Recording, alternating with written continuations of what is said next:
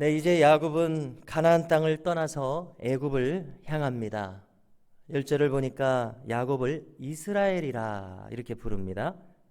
이제 민족과 관계될 때에는 종종 야곱을 이스라엘이라가 이렇게 성경에서 부르는 것을 우리가 읽게 됩니다. 야곱의 가솔들은 이제 헤브론에서 떠났습니다. 헤브론은 예루살렘에서 남쪽으로 27km 정도 있는 곳입니다. 여기는 막벨라 굴이 있어서 조상들의 무덤이 있는 곳이죠. 그리고 이곳에서 오래 살았습니다. 그리고 이제 저 남쪽에 있는 브엘세바를 경유하는 대목이 오늘 나온 것입니다. 브엘세바는 예루살렘 남쪽으로 85km 지점입니다. 동쪽으로 쭉 가면 사해바다 남단쯤과 동서로 일직선상에 놓여져 있습니다. 이제 브엘세바를 떠나게 되면 네겝 사막이 광대하게 펼쳐지게 됩니다. 자, 이 브엘세바라고 하는 곳은 야곱의 집안에 참 유서 깊은 곳입니다. 아브라함의 첩 하갈이 있지 않습니까? 그 아들 이스마엘이 있습니다. 여기 브엘세바에서 한 민족을 이룰 것이다, 이렇게 위로하시는 그러한 일이 있었습니다. 이스마엘을 두고 이렇게 하갈을 위로하셨습니다. 사라에 의해서 쫓겨났었을 때요. 창세기 21장입니다. 또 여기 브엘세바에서는 이삭이 우물을 파고 정착했을 때였습니다. 그날 밤에 하나님께서 이삭에게 나타나셨습니다. 그리고 아버지 아브라함에게 주셨던 언약을 똑같이 반복해서 말씀하시는 대목이 나옵니다. 창세기 26장입니다. 저 하늘의 뭇별을 보라, 저 바닷가의 모래를 봐라. 내 자손으로 한 민족을 이뤄서 셀 수 없이 많은 사람들의 민족이 될 것이다, 이런 말씀을 주셨습니다. 이 언약의 말씀을 주신 곳이 바로 이 브엘세바입니다. 여기 이제 야곱이 브엘세바에 당도했습니다. 브엘세바는 이제 7개의 우물이라는 뜻인데요, 여기 이렇게 도착하자 이삭이 하나님께 희생제사를 드렸다고 1절에서 말합니다.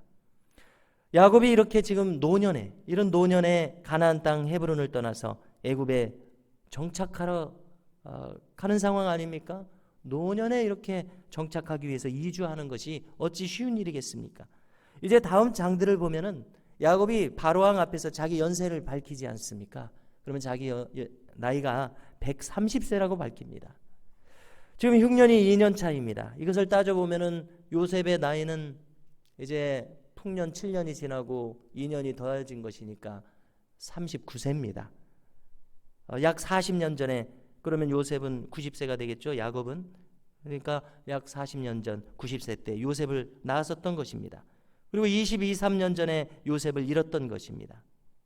이 130세 노인을 보고 이주하라고 지금 하나님께서 이끌고 계신 것입니다. 참 하나님께서는 재밌는 점이 있으십니다.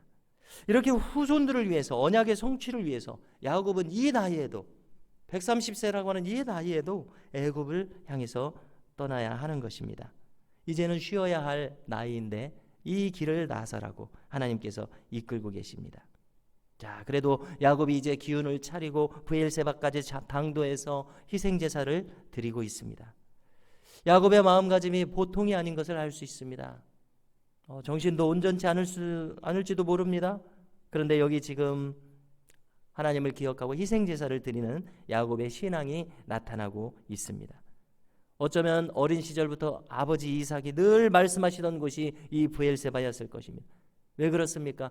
아버지 아브라함에게도 주셨던 언약을 나에게도 똑같은 언약을 여기서 주시더라. 너는 기억해라. 평생 기억해라. 아마 그것을 기억하고 이 브엘세바에 왔을 때 자기도 지금 희생제사를 드리는 것 같습니다. 자, 우리가 무엇을 알 수 있습니까? 하나님께서 주신 것만 우리에게 영원하고 우리에게 영원토록 남아있더라는 것입니다. 이 야곱의 집안에 하나님께서 주신 이 언약의 말씀이 오늘 여기에서도 기억되고 또 다시 실현되려는 찰나입니다. 아버지 이삭을 만나 주셨던 그 향수에 의해서 야곱도 여기서 이제 예배를 드립니다. 자, 그러자 오늘 무엇을 기록해 주십니까? 여기서 야곱도 놀라운 기적과 같은 일이 벌어집니다. 하나님께서 이 밤에 또 야곱에게 나타나셔서 말씀하십니다. 그것이 3절에 기록되어 있습니다. 3절을 찾으셔서 함께 읽고자 합니다. 함께 읽겠습니다. 하나님이 이르시되 나는 하나님이라 내 아버지의 하나님이니 애굽으로 내려가기를 두려워하지 말라. 내가 거기서 너로 큰 민족을 이루게 하리라.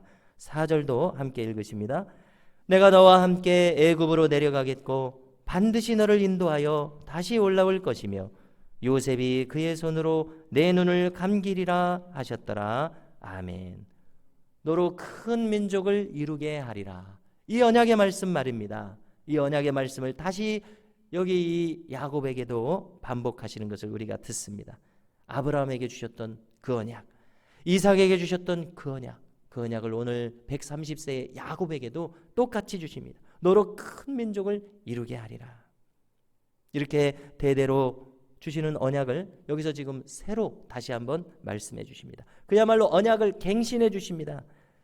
우리가 일상생활에서도 운전면허가 만료되면, 그 기간이 만료되면 갱신을 해야 하지 않습니까? 그래야 면허가 유지됩니다. 자, 재밌게도 하나님께서 대대로 이 언약을 갱신해 주십니다. 다시 다짐하시는 것이고, 이것이 확실하다는 것이고, 이것은 나의 뜻에 의한 것이니 반드시 이룰 것이라고 하는 하나님의 강한 뜻이 이 안에 담겨 있습니다. 자, 우리가 시편 23편에서도 늘 되새깁니다마는 자기 이름을 위하여 의의 길로 인도하실 것을 다윗은 믿고 계속 그것을 고백하고 있습니다. 자기 이름을 위하여 자기의 인생을 의의 길로 인도하실 것이다. 자, 이 언약을 자꾸 말씀하시는 것은 무엇입니까? 아브라함에게도 말씀하셨습니다. 이삭에게도 말씀하셨습니다. 야곱에게도 말씀하셨습니다. 요셉과 그 후손들에게도 말씀하실 것입니다. 왜 이렇게 말씀하십니까? 하나님 자신의 명예가 걸려 있다는 것 아닙니까? 내가 한번 발설한 것이니 내가 이 언약을 이루리라. 하나님 명예를 위해서 이것을 반드시 이루실 것입니다. 할렐루야. 우리에게도 마찬가지인 줄로 믿습니다. 우리를 하나님의 백성으로 부르셨습니다. 그러면 이제 우리는 하나님의 아들, 딸들입니다. 그러면 이제 하나님의 명예가 걸려 있습니다. 그렇기 때문에 우리를 온전한 구원 백성으로 반드시 인도하실 줄로 믿습니다. 우리의 남은 온 생애를 하나님 받으시기에 영화로운 삶으로 인도하여 주실 줄로 믿습니다. 왜 그렇습니까? 하나님의 명예가 걸려있기 때문에 그렇습니다. 자기의 이름을 위하여 의의 길로 인도하시는 좋으신 우리 하나님이심을 믿습니다. 자, 우리가 8절부터 보니까 야곱이 이끌고 가는 온 가솔들의 이름이 길게 나오고 있습니다. 자, 우리가 이렇게 대략 보았을 때 시므온을 한번 보십시오. 자손들이 굉장히 많죠. 또 저 아래 베냐민을 보십시오. 자식들이 굉장히 많습니다. 네, 이렇게 두 인물이 눈에 띄는데요. 자, 먼저 장자 르우벤, 그리고 차자 시므온, 레위, 유다, 그리고 이사갈과 스불론. 이 아들들은 레아를 통해서 밧단 아람에서 낳은 아들들이었습니다.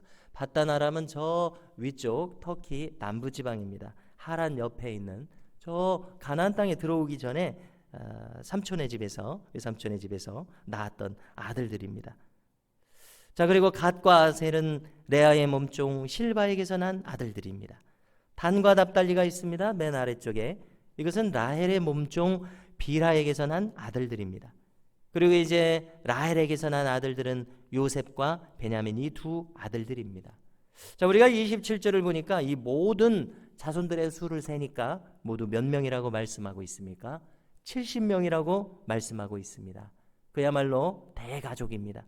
이 많은 사람들이 애굽에 내려가서 이제 장차 큰 민족을 이루게 될 것입니다. 이제 요셉에게 주셨던 17살에 주셨던 꿈이 실현되기 직전입니다. 또 그리고 바로 왕이 꾸었던 7년 풍년, 7년 흉년이 도달하도록 계획된 순간, 그 중요한 순간이 다가오고 있습니다. 하나님께 주셨던 이 중요한 꿈들의 목적이 있었습니다. 이 꿈들이 어디로 흘러가도록 계획되어 있었습니까? 바로 오늘 이 순간을 향해서 계획되고 있었습니다. 자, 우리가 돌이켜봅니다. 10 형제가 요셉에게 행했던 그 악한 모든 시간들 말입니다. 요셉에게는 그것이 참으로 감당할 수 없었던 고통이었습니다. 아무리 나를 미워하는 것을 알고 있었지만 이렇게까지 나에게 한다는 것을 생각할 때 얼마나 요셉이 고통스러웠겠습니까?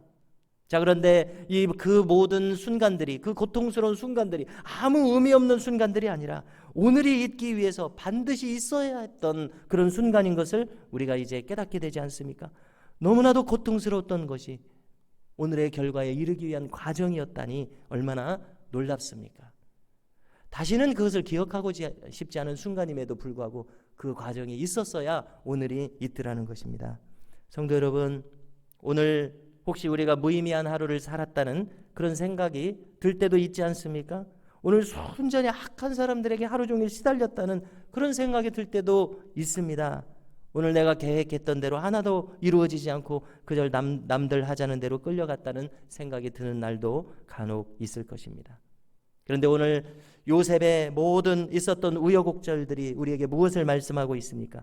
그 시간들은 다 무의미한 시간이 아니었다고 말해줍니다. 그 모든 조각들이 모여져서 마치 우리 옆에 있는 이 모자이크처럼 그 모자이크 파편인 유리들이 제각각은 별로 의미 없을지라도 한데 모아두면 아름다운 모자이크를 이루듯이 오늘 우리에게 주어지는 삶도 그 아름다운 모자이크의 한 부분이 될 수 있을 것이라는 이러한 믿음이 우리에게 있기를 원하고요. 이러한 소망이 우리에게 있기를 원합니다. 그래서 하나님의 은혜를 구하고 기다리는 마음으로 이 하루를 살아가고 승리할 수 있기를 원합니다. 네, 이제 방금 나눈 말씀을 붙들고서 우리가 기도하는 시간을 가지겠습니다. 인생의 중요한 과정이 있을 때마다 우리가 하나님께 예배하고 기도하고 묻는 우리가 되게 하소서 기도하고요. 또 오늘 하루를 살아갈 때 이 하루도 아름다운 모자이크를 이루는 의미 있는 하루인 것을 잊지 않게 하소서 이렇게 기도하겠습니다. 자, 이어서 주신 기업과 가정과 자녀손들을 위해서 나라와 민족과 교회를 위해서 환우들과 환난당한 이들을 위해서 기도합니다. 주여 한번 부르짖고 기도하시겠습니다.